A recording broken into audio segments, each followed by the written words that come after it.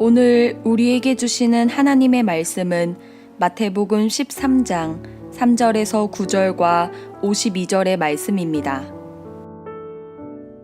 예수께서 비유로 여러 가지를 그들에게 말씀하여 이르시되 씨를 뿌리는 자가 뿌리러 나가서 뿌릴새 덜어는 길가에 떨어짐에 새들이 와서 먹어버렸고 덜어는 흙이 얕은 돌밭에 떨어짐에 흙이 깊지 아니하므로 곧 싹이 나오나 해가 돋은 후에 타서 뿌리가 없으므로 말랐고 덜어는 가시 떨기 위에 떨어짐에 가시가 자라서 기운을 막았고 덜어는 좋은 땅에 떨어짐에 어떤 것은 100배 어떤 것은 60배 어떤 것은 30배의 결실을 하였느니라. 귀 있는 자는 들으라 하시니라. 예수께서 이르시되 그러므로 천국의 제자된 서기관마다 마치 새 것과 옛 것을 그 곳간에서 내오는 집주인과 같으니라. 이는 우리에게 주시는 하나님의 말씀입니다. 아멘. 하나님의 나라를 살아가는 예수님의 가족들, 하나님의 뜻대로, 하나님의 법대로 하나님께서 우리에게 원하시는 삶의 방식, 태도를 취하며 살아가는 것이 어떠한 것인가, 하나님 나라를 사는 것이 무엇인가에 대해서 함께 나누는 예수님의 가족, 그 5번째 시간, 오늘 마지막 시간으로 눈물로 씨를 뿌려라 하는 제목으로 함께 말씀을 나누겠습니다. 지난 목요일에 힐학교구 또 향기나무 전도대 청년 공동체와 함께 저희가 스타렉스 2대 나눠 타고서 의정부 예수소망교회 전도를 다녀왔습니다. 전도를 가서 길에서 많은 사람들을 만나서 전도를 했고 또 청년들은 초등학교 앞에서 전도를 했습니다. 저희가 행주만 300개 또 거기에 비타민C 또 저희가 핫팩 이런 것들을 가지고 가서 전도를 했는데 천여 명이 넘는 사람들에게 저희가 전도를 했고 또 그 중에는 결신하고 예수소망교회에 나오겠다고 등록하겠다고 결단하신 분들, 전화번호를 적어주신 분들도 여러 분 있었습니다. 아마 오늘 그분들 중에서 예수소망교회에서 함께 예배드리는 분들이 분명히 있으리라 그렇게 생각이 듭니다. 네, 감사합니다. 그리고 초등학교에서 전도를 했던 우리 청년들은 그제 어제 금요일과 토요일 양일간 예수소망교회에 성경학교, 겨울 성경학교를 해주고 돌아왔습니다. 겨울 성경학교 봉사하는 동안에 초등학교 앞에서 전도했던 친구들이 여럿 와서 함께 겨울 성경학교를 했고 어제는 우리 목사님하고 전사님 또 우리 청년들이 굉장히 얼굴이 상기가 돼서 돌아왔어요. 은혜를 많이 받고 또 새로운 애들이 와서 그 아이들을 봉사하고 또 그 아이들이 주님 앞에 돌아오는 그런 과정을 바라보면서 굉장히 은혜가 되었다. 이렇게 밤에 11시 넘어서 도착했는데 그 시간에 만났는데 굉장히 즐겁고 기쁘고 감사한 마음으로 함께 간증하는 모습을 제가 보았습니다. 전도를 나가기 전에 우리가 함께 기도를 하면서 제가 고상원 전사님께 말씀을 좀 부탁을 했어요. 우리가 전도를 나갈 텐데 말씀을 전해달라고 했더니 이런 얘기를 해요. 교회를 방문하시는 분들이 꼭 질문을 하는데 둘 중에 하나를 질문한답니다. 두 개가 뭐냐면 첫 번째, 전사님 단독 목회를 하시니까 좋으세요? 하는 질문하고 두 번째로는 전도사님 단독 목회를 하시니까 힘드시죠? 하는 질문. 이 두 가지 질문을 한답니다. 누구나 예외 없이 이 질문을 하는데 질문에 답하기가 굉장히 힘들고 어렵다는 거예요. 단독 목회 하니까 좋습니다. 그러면 전에 다녔던 교회들 또 사역했던 교회들에서는 뭔가 굉장히 힘들고 뭐 잘못됐었던 것 같은 느낌이 들고 또 단독 목회하니까 힘듭니다. 이러면 후원해 주세요. 이런 말로 들릴 수 있기 때문에 굉장히 곤란한 질문이다. 이렇게 이야기를 하면서 대답을 찾았다는 거예요. 광야에 혼자 나온 것 같습니다. 이런 대답을 찾았답니다. 그리고 그러나 애굽으로 다시 돌아가고 싶지는 않습니다. 하나님께서 불기둥과 구름기둥과 만나로 함께 하시기에 살아계신 하나님이 경험되고 믿어지니까요. 이렇게 대답한다 그럽니다. 처음에는 전사님이 목회를 시작하면서 무엇을 먹을까, 무엇을 입을까, 무엇을 마실까 이것들을 위해서 기도하고 이것이 기도의 제목이었다고 합니다. 그런데 이제 단독 목회를 하고 1년, 이제 2년 지나고 보니까 그 광야의 은혜, 때로 불기둥과 구름기둥으로 인도하시고 필요할 때마다 만나로 먹이시는 주님의 은혜를 경험하다 보니까 이제는 하나님의 나라와 하나님의 의를 구하게 되었다. 이렇게 고백하고 간증했습니다. 그리고 우리에게도 부탁을 하기를 예수 소망교회를 위해서 기도할 때 부흥이나 자립을 위해서 기도하기보다는 예수 소망교회가 의정부의 하나님 나라와 하나님의 의를 실현하는 그런 교회가 되도록 기도해 달라고 그렇게 저희에게 당부하고 부탁을 했습니다. 말씀을 들으면서 제가 참 좋은 전도사님과 함께 동역하게 되었다, 이런 생각을 했습니다.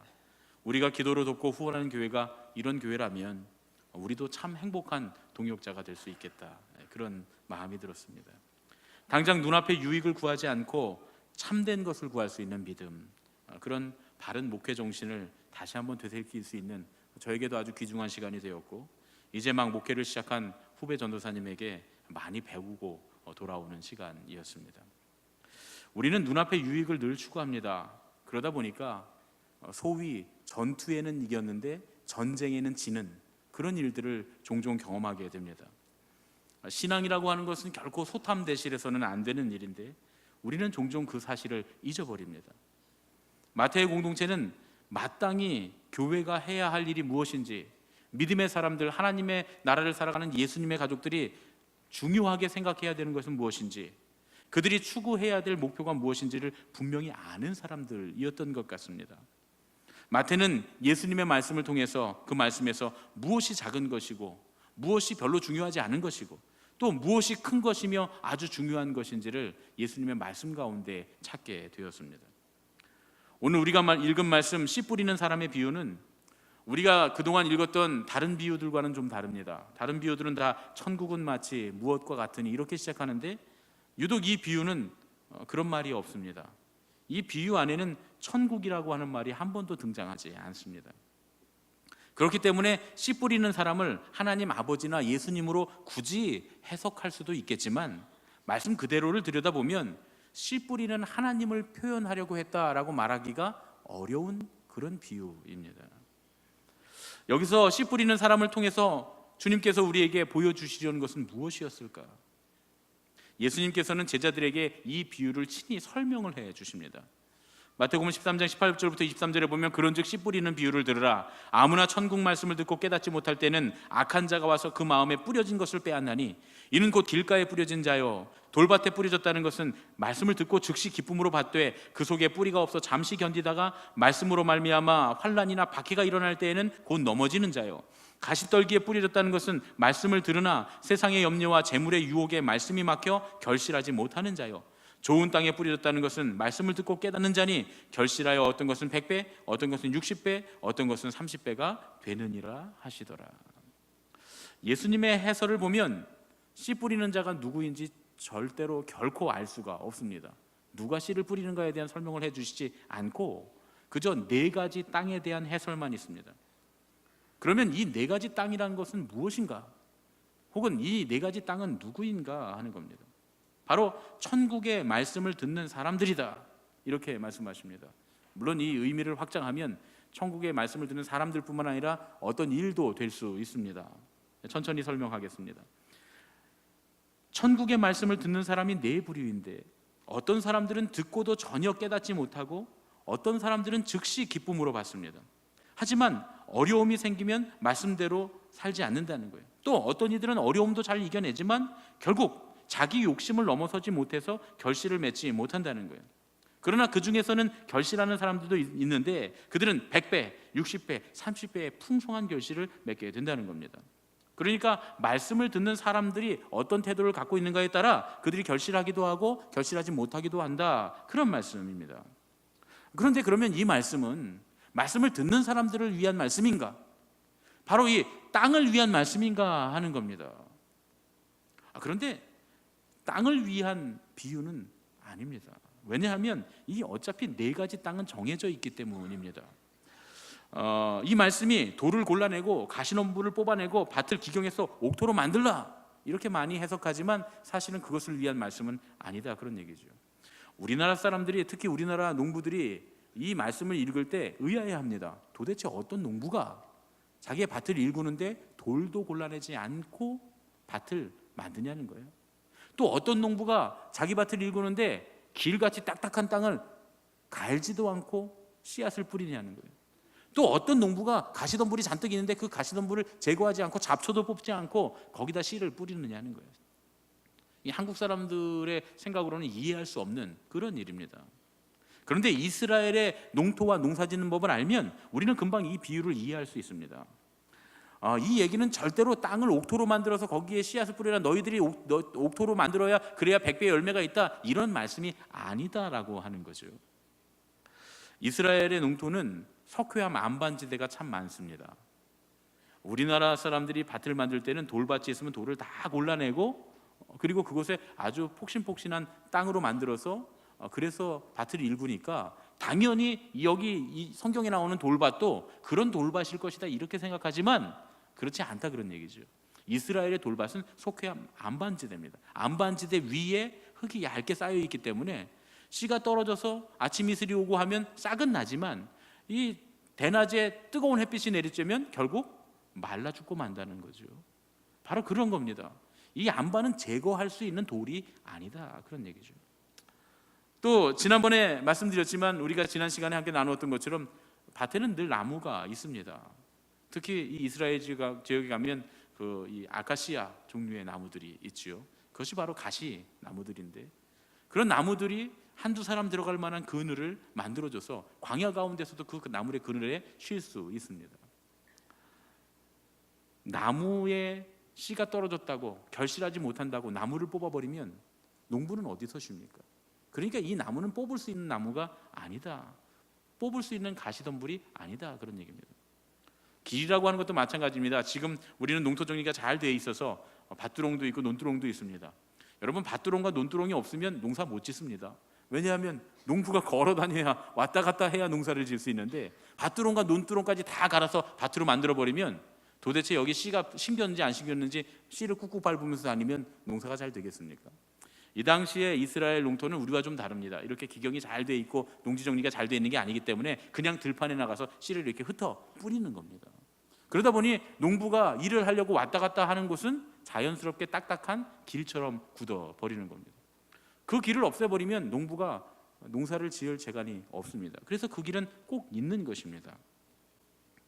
이런 여러 가지 이유로 어쩔 수 없이 길이나 돌밭, 가시나무 아래로 튀어들어가는 씨앗들이 있게 된다 그런 얘기죠. 그런데 그것들은 사실은 포기할 수밖에 없는 것들입니다. 그 당시 이스라엘 사람들은 이 사실을 너무나 잘 알고 있었습니다. 그래서 예수님께서 이 비유를 말씀하실 때 다 끄떡끄떡하고 있었겠죠. 그러니까 이 비유는 네 가지의 땅을 위한 비유가 아니다 그런 얘기입니다. 우리나라 사람들의 생각으로 우리가 생각하는 농사의 상식으로 이것을 네 가지 땅을 위한 비유다 이렇게 해석하지만 이거는 사실 이스라엘을 좀 더 생각해 보면 전혀 그런 일이 있을 수 없다 그런 얘기입니다. 이 비유는 사실 씨 뿌리는 사람을 위한 설명서입니다. 그래서 이 비유의 제목이 씨 뿌리는 자의 비유입니다. 만약에 이 비유가 네 가지 땅을 위한 거였다면 네 가지 땅의 비유라고 그렇게 제목을 지었을 겁니다. 그런데 많은 성서학자들이 신학자들이 씨 뿌리는 자의 비유라고 한 이유가 있겠지요. 씨 뿌리는 자에 집중되어 있는 그런 비유다 그런 얘기입니다. 물론 이 말씀을 하실 당시에는 예수님께서 씨를 뿌리는 사람이었습니다. 왜냐하면 제자들에게 지금 천국의 씨앗 하나님의 말씀을 예수님께서 뿌려주고 계시기 때문입니다. 그러나 조만간 이 말씀을 듣고 있는 사람들 중에 씨 뿌리는 자들이 생겨날 겁니다. 누구를 위한 말씀입니까? 예수님 당신을 위해서가 아니라 지금 이곳에서 듣고 있으며 조만간 예수님처럼 씨 뿌리는 자가 될 제자들을 위해서 이 말씀을 하셨다 그런 얘기죠. 물론 마태도 그 제자들 중에 하나였고 이 말씀을 자기에게 주시는 사역 설명서로 받아들입니다. 그리고 자신도 씨 뿌리는 사람이 됐습니다. 그러나 이 비유는 그렇게 쉬운 비유가 아닙니다. 이해하기는 굉장히 어려운 비유입니다. 제자들이 그 당시에 못 알아들었습니다. 그래서 예수님께서 이 비유에 대해서 설명을 해주십니다. 왜 못 알아들었습니까? 아직 그들이 씨 뿌리는 자가 되지 못했기 때문입니다. 마태복음 13장 10절부터 17절에 보면 제자들이 예수께 나와 이르되 어찌하여 그들에게 비유로 말씀하시나이까? 대답하여 이르시되 천국의 비밀을 아는 것이 너희에게는 허락되었으나 그들에게는 아니 되었나니 무릇 있는 자는 받아 넉넉하게 되고 무릇 없는 자는 그 있는 것까지 빼앗기리라. 그러므로 내가 그들에게 비유로 말하기는 그들이 보아도 보지 못하며 들어도 듣지 못하며 깨닫지 못함이니라. 뒤에 좀 넘어가세요. 그러나 너희 눈은 봄으로 너희 귀는 들음으로 복이 있도다. 내가 진실로 너희에게 이르노니 많은 선지자와 의인이 너희가 보는 것을 보고자 하여도 보지 못하였고 너희가 듣는 것들을 듣고자 하여도 듣지 못하였느니라. 이 비유의 말씀은 누가 깨달을 수 있는 말씀이냐? 오직 예수님의 가족된 사람들, 예수님의 제자들, 씨 뿌리는 사람들에게만 깨달아지는 신비한 말씀이라는 거예요. 말씀을 읽고 그냥 흩어져 버리는 군중들은 결코 이 말씀을 이해할 수 없다는 거예요. 일부러 그들이 이해하지 못하게 이 말씀을 하셨다는 겁니다. 오직 예수님을 따라 나선 제자들, 하나님의 말씀대로 살아가는 예수님의 가족들, 천국의 복음을 전하는 씨 뿌리는 사람들만이 이 비유의 의미를 온전히 알 수 있다, 그런 얘기입니다. 여러분, 이게 좋은 믹서기가 이렇게 있어요, 집에. 그래서 이걸로 갈아서 막 뭔가를 만들어 먹어야 되는데, 여러분, 이 믹서기를 딱 갖다 놓고서 동작을 해보면서 설명서를 읽으면 설명서가 금방 이해가 됩니다. 그런데 믹서기도 없는데 믹서기 설명서를 갖고 이해하라고 준다면 아마 여기 있는 대부분들은 다 보시다가 그냥 버리실 거예요. 믹서기도 없는데 이거 무슨 소용이 있어. 그러니 믹서기 설명서는 믹서기 없는 사람한테는 소용이 없는 겁니다. 그렇지 않습니까? 읽지도 않을 거고요. 예수님께서 일하시라고 하시는 이 씨 뿌리는 사람이 되지 않으면 씨 뿌리는 자의 설명서는 이해할 수도 없고 필요도 없는 것이다, 그런 얘기죠. 그러나 예수님의 가족으로 씨 뿌리는 자가 되면 지금 예수님이 주신 이 말씀은 우리에게 아주 중요한 설명서가 됩니다. 이건 복음 중의 복음입니다. 왜냐하면 그 많은 선지자들과 의인들이 보고 드리려고 했지만 결코 보지도 못하고 듣지도 못하고 얻을 수 없었던 그런 삶이었기 때문입니다. 예수님이 오시기 전에는 아직 이 복음을 전하는 자의 일들이 일어나지 않았기에 많은 사람들이 하나님의 나라를 사모하고 하나님의 나라를 소유하고 싶었지만 아직 하나님의 나라의 매뉴얼이 선포되지 않았기 때문에, 하나님 나라의 주인이신 예수님이 아직 이 땅에 오시지 않았기 때문에 그 많은 사람들이 하나님 나라를 얻으려고 했어도 얻지 못했다, 그런 얘기입니다. 그러나 우리는 지금 이 매뉴얼만 잘 알고 있으면, 이 설명서만 잘 알고 있으면 하나님의 나라를 누리고 소유할 수 있게 되었다. 그래서 이것은 복음 중에 복음입니다. 씨 뿌리는 자의 비유를 해설해 보면 이렇습니다. 예수님이 제자들에게 이렇게 말씀하시는 거예요. 얘들아, 예수의 가족이 된다고 하는 것은 마치 씨를 뿌리는 사람이 되는 것과 같단다. 밭에 나가 씨를 뿌려보면 때론 길가에 떨어지는 경우가 있지 않니? 너희가 내 가족으로 살면서 천국의 복음을 전하다 보면 이런 경우가 많이 있을 거야. 뿌리자마자 없어지는 경우 말이야. 애써 수고하고 뿌렸는데 들은 척도 안 하는 사람들을 보며 크게 실망하겠지? 물론 또 이런 경우도 있을 거야. 돌밭에 떨어지는 경우, 뿌려놨더니 싹은 났는데 눈물의 회개가 없어서 조금만 어려우면 포기하는 사람들 말이야. 그런 경우에도 크게 실망하겠지? 게다가 심지어 이런 경우도 있을 거야. 잘 자랐어, 너무나 잘 자라서 열매를 맺겠지 했는데 가시나무에 뿌려진 것 같이 잎이 무성하지만 나무에게 다 양분을 빼앗겨 버리는 것처럼 세상과 자기 욕심의 양분을 다 빼앗겨 버려서 결국 자기의 길로, 세상의 길로 가버리는 사람들, 그런 사람들을 보면 얼마나 실망이 되겠니? 하지만 그럴 때도 결코 실망하지 말아라. 반드시 옥토와 같은 좋은 땅과 같은 사람들이 있으니까 말이야. 그런 사람들은 100배, 60배, 30배의 열매를 맺을 거란다. 그러니까 실망하지 말고 뿌리는 거야. 예수의 가족이라면, 너희가 내 제자라면 울더라도, 울면서라도, 눈물을 흘리더라도 뿌려야 한단다. 울며 뿌리는 사람들에게 100배의 열매가 기다리고 있단다. 이것이 내가 너희에게 주는 약속이란다. 씨 뿌리는 사람의 비유와 짝을 이루는 것은 52절에 천국의 제자된 서기관의 비유입니다. 사실 이 52절에 나오는 비유는 예수님의 비유 중에 난제 중에 속하는 비유입니다. 예수님의 말씀 중에 난제가 몇 가지 있는데 제가 지난번에도 한 2번 정도 해설을 한 적이 있습니다. 오늘 이 52절, 사실은 이 52절이 비유인지도 모르는 사람들도 참 많습니다. 이 비유는 비유인지도 모르는 사람들이 많을 뿐만 아니라 해석하기가 아주 어려운 비유입니다. 그러나 이 비유가 무슨 얘기를 하는지 전혀 모르겠을 때는 예수님이 무슨 말씀을 하셨는지 보고 이 비유를 씨 뿌리는 자의 비유와 연결해 보면 그 비유의 뜻이 아주 명확해집니다. 공교롭게도 맨 마지막 비유와 맨 처음 비유가 일맥상통한다, 그런 얘기죠. 알파와 오메가, 같이 상통하는 그런 비유입니다. 예수님께서 이 천국의 서기관 비유를 하시기 전에 제자들에게 물으십니다. 이 모든 것들을 깨달았느냐? 그랬더니 제자들의 대답이 주목할 만합니다. 예, 주님 깨달았습니다. 그러하오이다. 그러고 예수님께 대답을 합니다. 알아들었다는 얘기죠. 전에는 예수님이 비유만 하면 도대체 무슨 뜻입니까? 못 알아듣겠습니다. 이러던 사람들이 이제는 알아듣겠다는 거예요. 그리고 이렇게 어려운 비유를 말씀하셨는데 우리가 보기에는 도저히 이해할 수 없는, 이게 무슨 뜻인지 모르는 비유인데 제자들은 끄떡끄떡하며 이 비유를 다 알아듣습니다. 무슨 얘기입니까? 이제 이들이 씨 뿌리는 사람이 되었다, 그런 얘기입니다.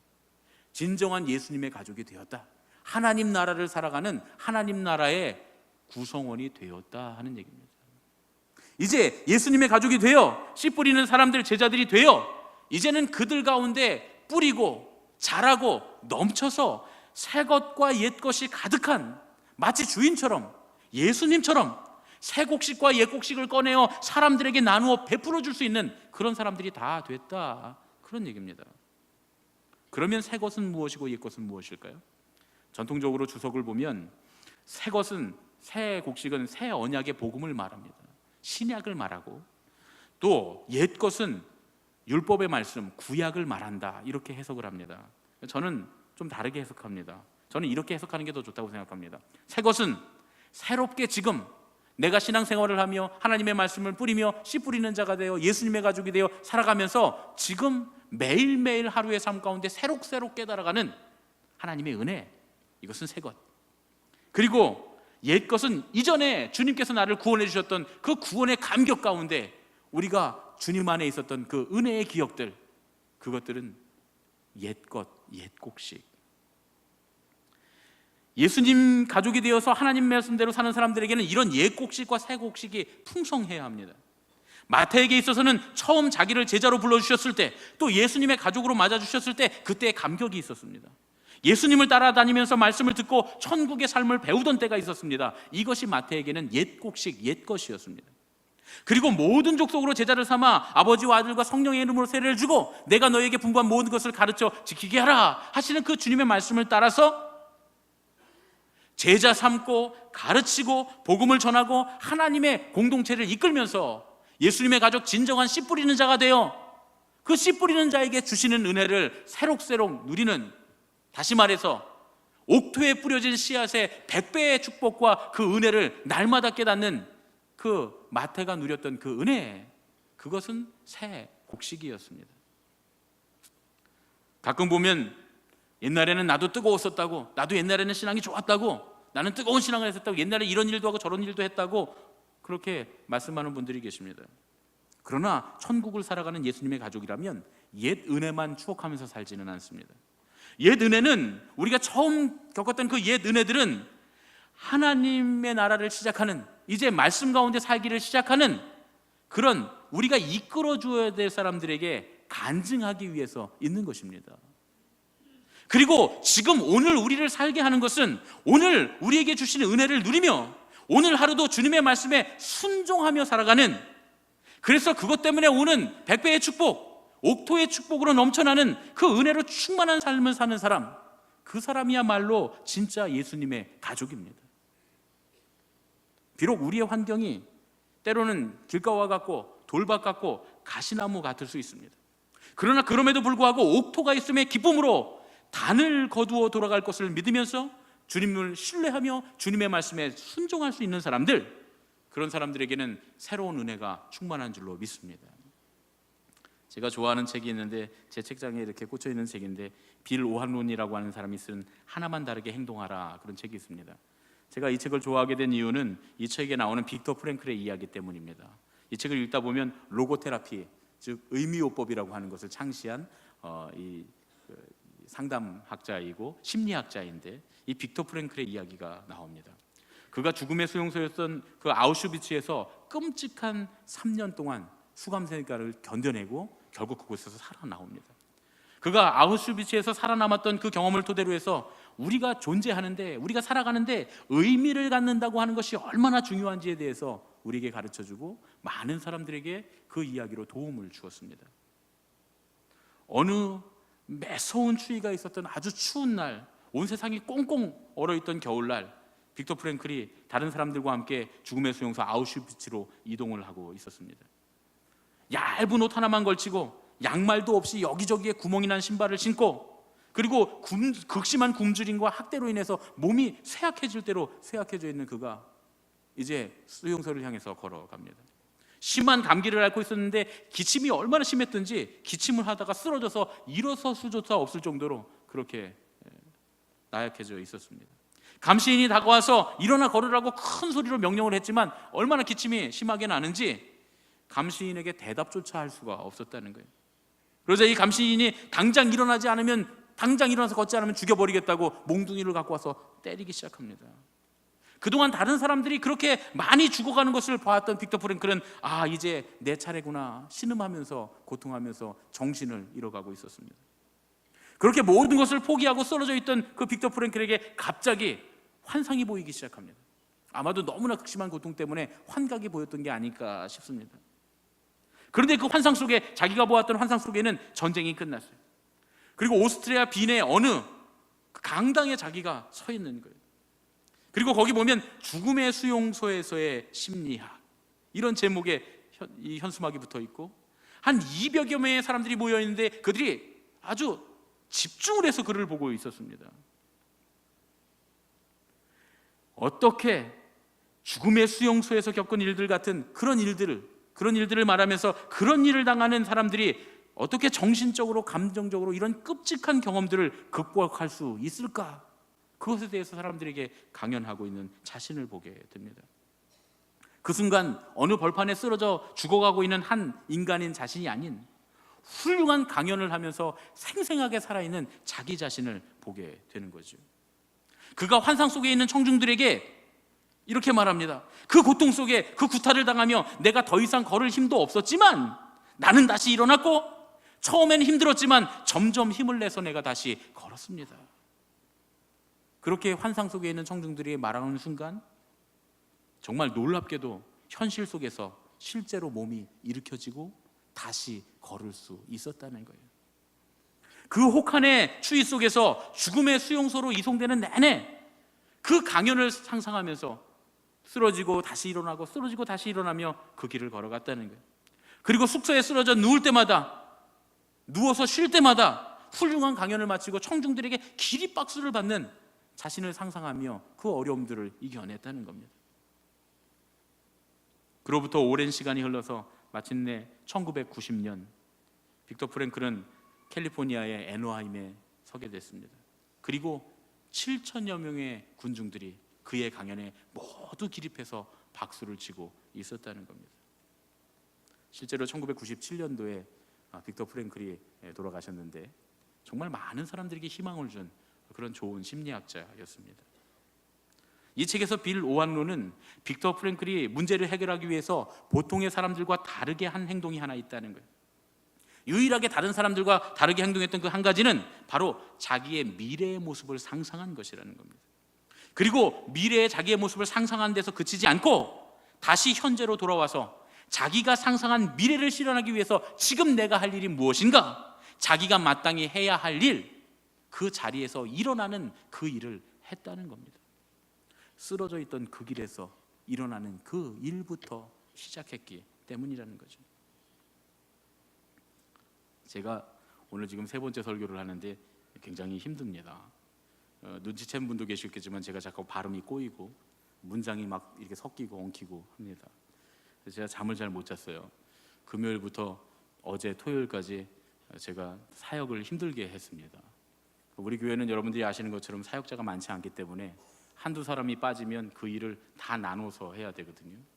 금요일부터 제가 각 부서 돌아다니면서 아까 막 그 혼선이 돼서 막 소리가 난 게 이제 교회 학교에 새로 마이크들을 새로 바꿨는데 무선 마이크를 바꾸다 보니까 아직 이 수신 그 주파수 체크가 안 돼서 그래서 유치부에서 올라오는 혼선이 좀 있었습니다.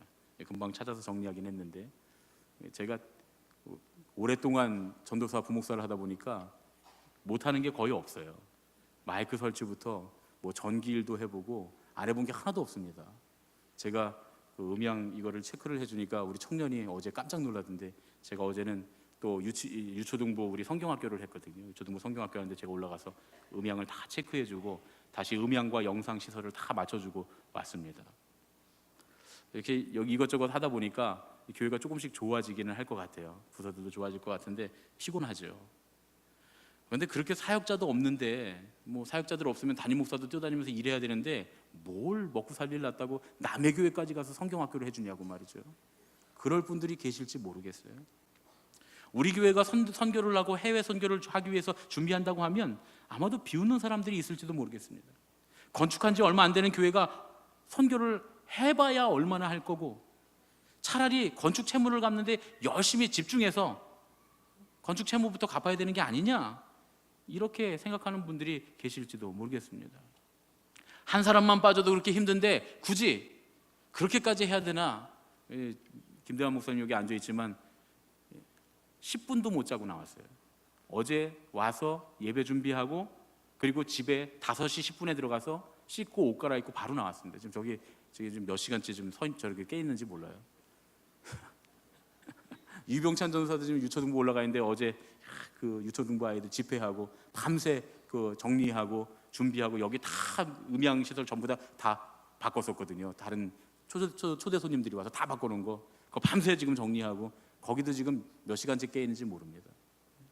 남드림 전사님은 그 의정부 남해교회 가갖고 봉사해 주느냐고 몸살이 나갖고 막 토하고 구토하고 토사광란이 일어나서 고생했는데 오늘 아침에 나왔어요. 지금 보니까 아직도 아프다 그러는데 지금 진통제 먹으면서 일하고 있습니다. 제가 제일 건강합니다 지금 사실은. 저도 피곤하지만 피곤하다는 말을 못 하겠어요. 그런데 뭘 그렇게까지 하면서 사역자가 넘쳐나는 교회도 아닌데 그렇게까지 하면서 말레이시아 가서 선교를 하고 의정부까지 가서 전도를 해야 되느냐? 여러분 그렇게 피곤하고 힘든데 어젯밤에 우리 사역자들이 돌아왔을 때 그 빨간 얼굴 여러분이 보셨으면 아마 굉장히 자랑스러우셨을 것 같아요. 그 아무도 돌봐주지 않는 아이들, 처음 예수님을 만난 아이들, 그 미자립 교회 가서 교사 하나 없는 그 교회 가서 우리 청년들이 우리 목회자들이 열심히 봉사하고 그 아이들이 뜨겁게 성령 받고 은혜 받고 하나님을 만나는 그 과정을 보았다면 피곤하고 힘들어도 결코 아깝지 않은 그런 시간들이었다, 이렇게 말씀드릴 수가 있습니다. 말레이시아에 가서는 또 어떻습니까? 저는 옆에서 사진을 보고 영상을 보고 영상 편집하는 것만 봐도 어제 밤새도록 영상 편집, 김대환 목사님 그거 편집하느냐고 집에도 못 들어가고 밤새도록 했는데 사부 예배 때 개봉 박두 오셔서 보십시오. 그 영상에 나왔던 연극도 다 하고 그런다릅니다. 한다면 얼마나 하느냐? 꼭 굳이 그렇게 해야 되느냐? 그러나 중요한 건 우리 주님께서는 우리가 할 일이 씨를 뿌리는 거라는 거예요. 주님은 우리가 씨를 뿌리기를 원하십니다. 거두게 하시는 분은 주님이시니까 열심히 뿌리라는 거예요. 여러분 우리는 두 가지 중에 선택해야 됩니다. 존재를 목적으로 할 것인가? 아니면 목적을 위해 존재할 것인가? 우리 교회는 존재를 위해서 일하는 교회가 될 것인가? 존재를 목적으로 하는 교회가 될 것인가? 아니면 목적을 위해서, 하나님의 목적을 위해서 존재하는 교회가 될 것인가? 결단해야 합니다. 예수님의 말씀대로 존재를 목적으로 하는 교회, 살고자 하는 교회는 죽게 될 것이고, 목적을 위해서 존재하는 교회, 주님과 함께 죽고자 하는 교회는 주님과 함께 영원히 살게 될 줄로 믿습니다. 한국 교회를 걱정하는 사람들이 많습니다. 이제 교회가 어렵게 됐다고 말이죠. 10년, 20년 뒤면 많은 교회들이 문을 닫게 될 거라고 합니다.